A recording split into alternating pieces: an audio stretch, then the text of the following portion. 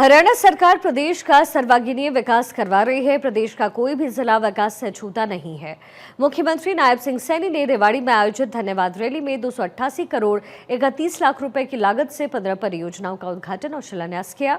इनमें से 193 करोड़ 94 लाख रुपए की लागत की 8 परियोजनाओं का उद्घाटन और 94 करोड़ 37 लाख रुपए की लागत की 7 परियोजनाओं का शिलान्यास शामिल है।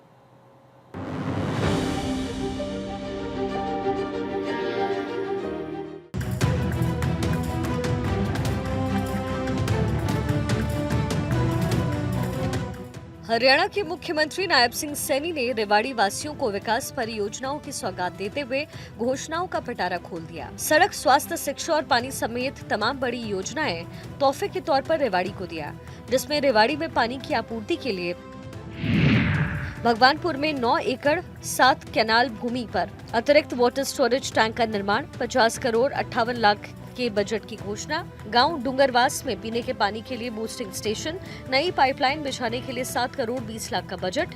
गांव गोकुलपुर में वाटर वर्क्स के निर्माण और नई पाइपलाइन बिछाने के लिए 5 करोड़ 6 लाख की घोषणा। मुख्यमंत्री नायब सिंह ने रेवाड़ी में शिक्षा की अलख जलाने के लिए बड़ी लाइब्रेरी बनाने का ऐलान किया और कहा कि रेवाड़ी की भूमि उपलब्ध होने पर जल्द ही एक बड़ी लाइब्रेरी बनाई जाएगी।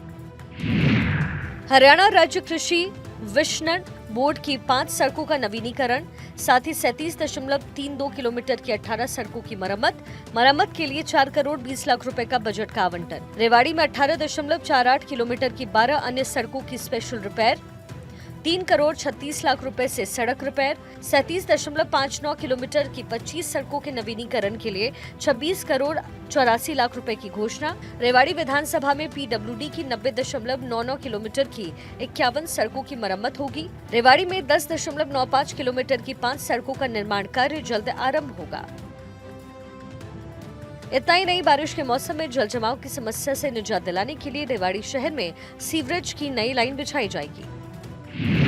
जिला नागरिक अस्पताल से ट्रॉमा सेंटर होगा नई जगह शिफ्ट। धारूहेड़ा के अर्बन हेल्थ सेंटर को अपग्रेड कर बनेगा पीएचसी। नगर परिषद रेवाड़ी के नए भवन कार्यालय का निर्माण होगा। राजकीय मॉडल संस्कृत वरिष्ठ माध्यमिक काकोडिया के भवन का निर्माण होगा। राजकीय महाविद्यालय बॉयज के भवन का भी निर्माण जल्द होगा। रेवाड़ी के संपूर्ण विकास के लिए मुख्यमंत्री नायब सिंह सैनी ने रोड मैप तैयार कर लिया है। सीएम सैनी ने कहा, जमीन उपलब्ध होने पर उपमंडल कृषि अधिकारी के कार्यालय भवन का निर्माण होगा। रेवाड़ी में भूमि उपलब्ध होने पर उपमंडल कृषि अधिकारी कार्यालय भवन बनाने की बात कही है। विधायक जी, जहाँ ही हमें भूमि उपलब्ध होगी, यहाँ पर एक कृषि अधिकारी कार्यालय भवन का निर्माण हो जाएगा। रेवाड़ी में धन्यवाद रैली के दौरान मुख्यमंत्री नायब सिंह सैनी ने परिवारवाद और भ्रष्टाचार पर जोरदार प्रहार किया और रेवाड़ी को वीरों और सैनिकों की धरती बताते हुए मुख्यमंत्री ने कहा कि यहाँ के जवान सरहदों पर देश की रक्षा कर रहे हैं ताकि हम सब अपने घरों में सुरक्षित रह सकें। रेवाड़ी जिले के विकास के लिए 10 वर्षों में 305 घोषणाएं, 167 घोषणाएं पूरी और 18 पर काम जारी। रेवाड़ी विधानसभा में 10 साल में 1916 करोड़ का विकास कार्य, 10 वर्षों में 69 घोषणाएं, 61 घोषणाएं पूरी, 4 पर काम जारी। मुख्यमंत्री ने रेवाड़ी की जनता को विश्वास दिलाते हुए कहा कि रेवाड़ी का विकास अब दोगुनी नहीं बल्कि तिगुनी रफ्तार से होगा। मैं आप लोगों को ये विश्वास दिलाने आया हूं कि रेवाड़ी का विकास अब 2 गुना नहीं बल्कि 3 गुना गति से होगा। ये 3 गुना गति से होगा। पिछले 10 वर्षों में रेवाड़ी जिले के लिए 305 घोषणाएं की गई, जिनमें से 167 घोषणाएं हमने पूरी कर ली हैं। मुख्यमंत्री ने कहा, प्रधानमंत्री नरेंद्र मोदी का इस इलाके से विशेष लगाव है। उन्होंने प्रधानमंत्री बनने से पहले 15 सितंबर 2013 को इसी वीर भूमि पर भूतपूर्व सैनिकों की रैली को संबोधित किया और इसी के साथ उन्होंने चुनाव अभियान की शुरुआत की। उस रैली में उन्होंने 1 रैंक 1 पेंशन का वादा किया था, जिसे उन्होंने निभाया।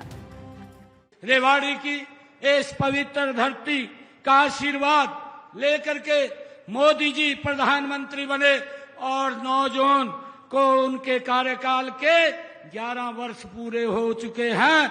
इन 11 वर्षों में हमने एक ऐसे भारत का उदय देख रहे हैं जो अपनी प्राचीन विरासत पर गर्व करता है।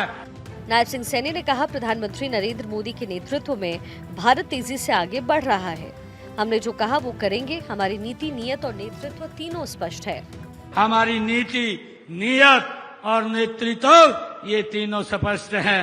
मैंने चुनाव में के समय में भी ये कहा था कि हमारे संकल्प पत्र में केवल घोषणाएं नहीं बल्कि ये एक भगवान का रूप है जो जनता को हमने आशीर्वाद के रूप में दिया है।